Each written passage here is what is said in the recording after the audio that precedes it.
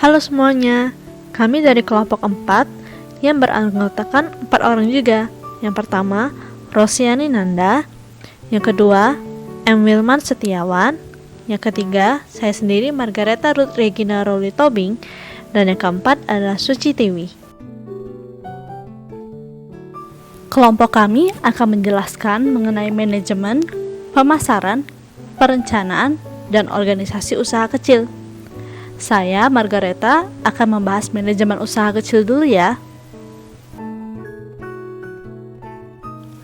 Apabila kita mendengar kata manajemen, biasanya orang-orang langsung berpikir manajemen adalah orang-orang yang memimpin perusahaan atau orang-orang yang menjalankan perusahaan. Tapi jangan salah ya teman-teman, orang-orang itu adalah pelaku manajemen atau sering kita sebut manajer. Sedangkan definisi manajemen sendiri adalah seni mengarahkan orang lain untuk mencapai tujuan utama sebuah organisasi atau bisnis melalui proses perencanaan, pengorganisasian, pengelolaan, dan pengawasan sumber daya dengan cara yang efektif dan efisien. Dikenal sebagai Bapak Ilmu Manajemen, George R. Terry dalam bukunya Principle of Management menyebutkan pengertian manajemen, di mana katanya, manajemen adalah sebuah proses yang terdiri dari perencanaan, pengorganisasian, penggerakan, dan pengawasan untuk mencapai tujuan yang telah ditetapkan sebelumnya. Dari definisi inilah kemudian dikenal dengan fungsi manajemen. Terdapat 4 fungsi manajemen, yaitu fungsi perencanaan, fungsi pengorganisasian, fungsi pelaksanaan, dan fungsi pengawasan. Fungsi yang pertama adalah fungsi perencanaan. Fungsi ini merupakan fungsi utama dari sebuah manajemen dalam organisasi bisnis. Tanpa perencanaan, fungsi lain dalam manajemen tidak dapat berjalan dengan baik. Di sini, manajemen berfungsi untuk menyusun strategi awal seperti program-program kerja dalam mencapai tujuan yang sudah ditentukan oleh organisasi bisnis. Seorang manajer akan mengevaluasi rencana sebelum mengambil tindakan dan kemudian memilih rencana manakah yang paling cocok untuk digunakan. Perencanaan yang baik akan berpengaruh pada pencapaian tujuan yang efektif dan efisien. Kemudian, fungsi pengorganisasian. Fungsi ini memfokuskan cara bagaimana agar tujuan-tujuan organisasi dapat dicapai dengan menggunakan perangkat organisasi. Sederhananya, pihak manajemen membagi suatu tugas yang besar menjadi kegiatan yang lebih kecil-kecil ke pekerja di bawahnya.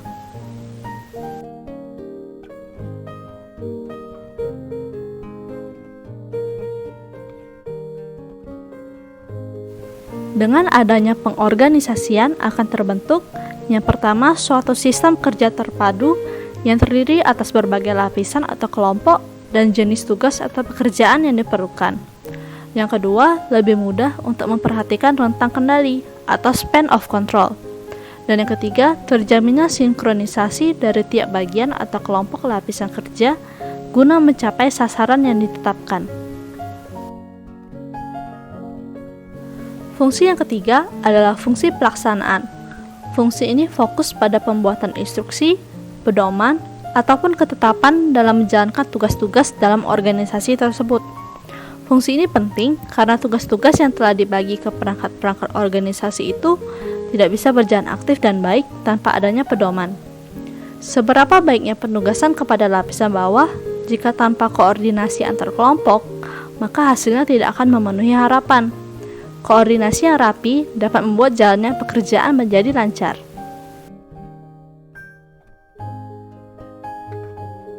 Nah, fungsi yang terakhir adalah fungsi pengawasan. Fungsi ini harus dilakukan agar pekerjaan dapat berjalan sesuai dengan visi, misi, dan peraturan perusahaan. Fungsi pengawasan dapat juga digunakan untuk menilai kinerja dengan berpatokan standar yang telah dibuat, juga melakukan perbaikan apabila diperlukan.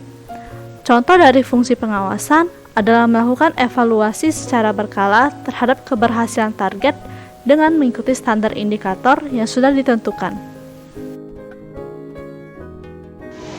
Pemasaran usaha kecil. Pada bagian ini terdapat 7 konsep inti dari pemasaran, Yang pertama, kebutuhan, yaitu keadaan perasaan yang membutuhkan pemenuhan sesuatu. Yang kedua, keinginan, hal-hal yang menyangkut keinginan manusia itu sendiri. Yang ketiga, permintaan, keinginan yang tidak terbatas namun SDM-nya terbatas. Yang keempat, produk, yaitu sesuatu yang ditawarkan dalam pemasaran tersebut.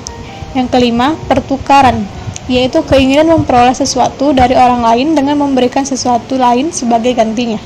Yang keenam, transaksi, yaitu pertukaran yang melibatkan dua belah pihak terhadap suatu barang atau jasa. Dan yang terakhir adalah pasar, yaitu tempat terjadinya transaksi. Selain itu, dalam pemasaran juga terdapat beberapa pendekatan dalam melakukan pemasaran tersebut. Antara lain, yang pertama, pendekatan serba barang, yaitu mengenai bagaimana suatu produk berpindah dari produsen ke konsumen.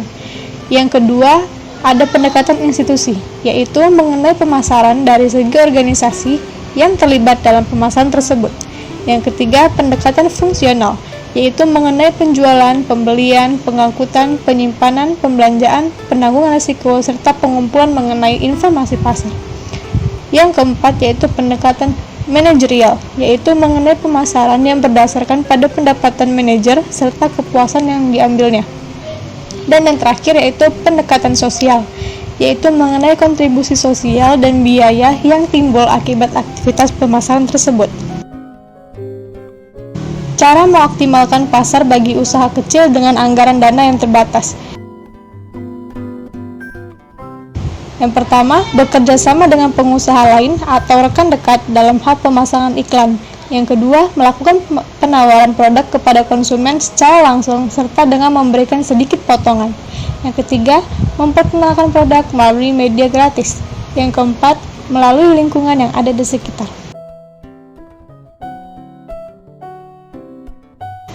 Kendala yang muncul dalam pemasaran bagi usaha kecil.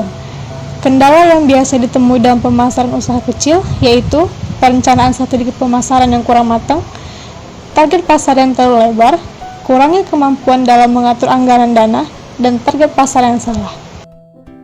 Strategi pemasaran yang baik untuk usaha kecil. Usaha kecil juga memerlukan strategi pemasaran seperti melakukan perencanaan konsep pemasaran, melakukan target pasar yang tidak terlalu luas, menghitung anggaran pemasaran, membuat website, membuat brand, atau membuat hubungan dengan pelanggan. Baiklah, sekarang kita akan masuk ke materi yang ketiga, yaitu perencanaan usaha kecil. Usaha kecil atau bisnis kecil merupakan salah satu sektor informal yang berkembang pesat. Keberadaan usaha kecil mempunyai peran penting, yaitu sebagai penciptaan lapangan kerja, sumber munculnya inovasi, dan penyokong aktivitas bisnis besar sebagai pemasok atau subkontraktor. Perencanaan usaha didefinisikan sebagai proses penentuan visi, misi dan tujuan, strategi, kebijakan, prosedur, aturan, program, dan anggaran yang diperlukan untuk menjalankan suatu usaha atau bisnis tertentu. Perencanaan usaha yang baik pada umumnya memiliki sifat sebagai berikut. Yang pertama, fokus, lalu rasional dan faktual, berkesinambungan dan estimasi, preparasi dan fleksibel, dan yang terakhir adalah operasional.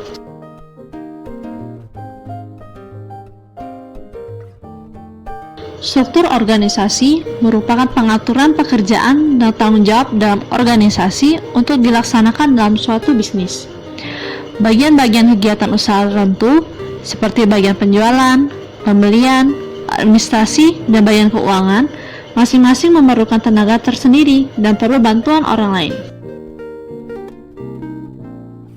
Nah, ada beberapa pihak yang biasanya akan memanfaatkan keberadaan dari perencanaan usaha ini, yaitu ada 4.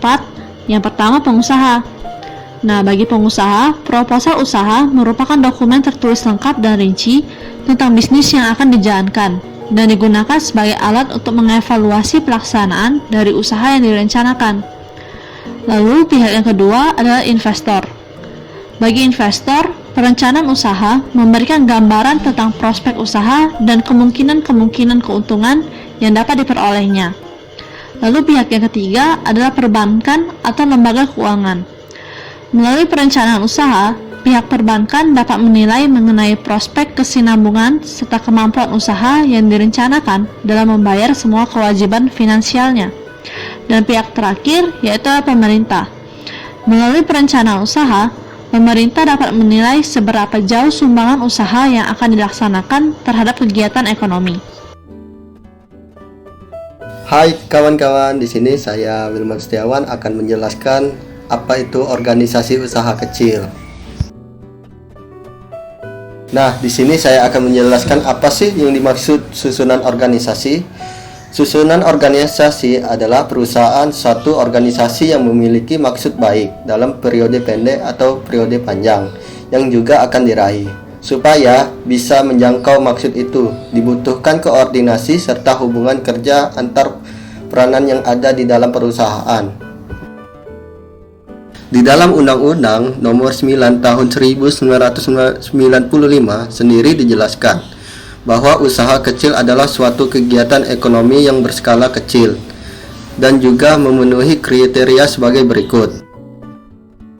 Yang pertama adalah milik warga Indonesia. Yang kedua, berdiri sendiri, yang artinya usaha tersebut bukan merupakan anak dari salah satu perusahaan, baik itu dikuasai sendiri maupun berafiliasi, baik itu secara langsung atau juga secara tidak langsung, mulai dari usaha menengah sampai dengan usaha kecil. Yang ketiga, memiliki hasil penjualan tahunan paling banyak setidaknya senilai 1 miliar rupiah. Yang keempat, kekayaan bersih paling banyak senilai 200 juta belum termasuk tanah dan juga bangunan. Yang kelima, berbentuk usaha perseorangan, badan usaha yang tentunya tidak berbadan hukum ataupun juga usaha yang berbadan hukum termasuk koperasi. Nah, kawan-kawan, di sini adalah usaha kecil informal yang kita bisa lihat langsung. Di sini ada beberapa jenis usaha yang dilakukan oleh masyarakat sekitar, yang merupakan salah satu contohnya adalah penjual rokok keliling, pedagang kaki lima yang berjualan di pinggir jalan, dan ada seseorang petani yang sedang menanam padi, dan beberapa usaha mikro kecil lainnya. Peranan organisasi ini merupakan bagian-bagian peranan organisasi ya, kita bisa lihat yang dibagi menjadi 5 struktur. Yang pertama adalah peningkatan ekspor, yang kedua pembentukan dan juga peningkatan GDP, yang ketiga perluasan kesempatan kerja, yang keempat pemerataan pendapatan dan peningkatan taraf hidup masyarakat, dan yang terakhir adalah produk barang. Nah, kawan-kawan, di sini ada juga loh alasan penetapan dari tujuan perusahaan. Apa saja itu? Nah, alasannya berbagai macam. Yang pertama yaitu untuk melakukan merger dengan banyak perusahaan lainnya. Yang kedua, untuk mencapai keberhasilan usaha tersebut. Yang ketiga, membentuk dan juga mengatur kerjasama dengan perusahaan yang lain. Yang keempat, menjamin dengan adanya suatu fokus tujuan dari berbagai personal yang ada di dalam suatu perusahaan tersebut. Dan yang terakhir, mengundang banyak orang yang mempunyai keahlian untuk bisa bekerja sama. Sasaran perusahaan. Sasaran perusahaan merupakan tujuan utama dari perusahaan secara rinci atau yang dipecahkan menjadi banyak tujuan yang lebih kecil. Jadi, bisa dikatakan bahwa sasaran perusahaan adalah suatu penjabaran dan tujuan perusahaan tersebut itu sendiri, yaitu suatu hal yang akan dicapai oleh perusahaan tersebut dalam jangka waktu yang tertentu. Sasaran perusahaan dibagi menjadi 6 macam. Yang pertama adalah sarana kerja, yang kedua sumber daya manusia, yang ketiga sumber daya keuangan, yang keempat pengembangan usaha, yang kelima tanggung jawab operasional, dan yang terakhir adalah kemampuan menghasilkan laba. Di dalam suatu organisasi usaha kecil ada juga visi misi yang akan dicanangkan. Yang pertama adalah visi. Visi usaha kecil adalah pandangan yang jauh ke depan mengenai kemana perusahaan tersebut akan dibawa. Nah, adapun misi usaha kecil tersebut yaitu dari suatu perusahaan menyatakan suatu tindakan untuk mencapai dan mewujudkan visi dari perusahaan itu tersendiri. Sekian materi yang kami sampaikan. Mohon maaf bila ada kesalahan ya. Terima kasih dan sampai jumpa kembali.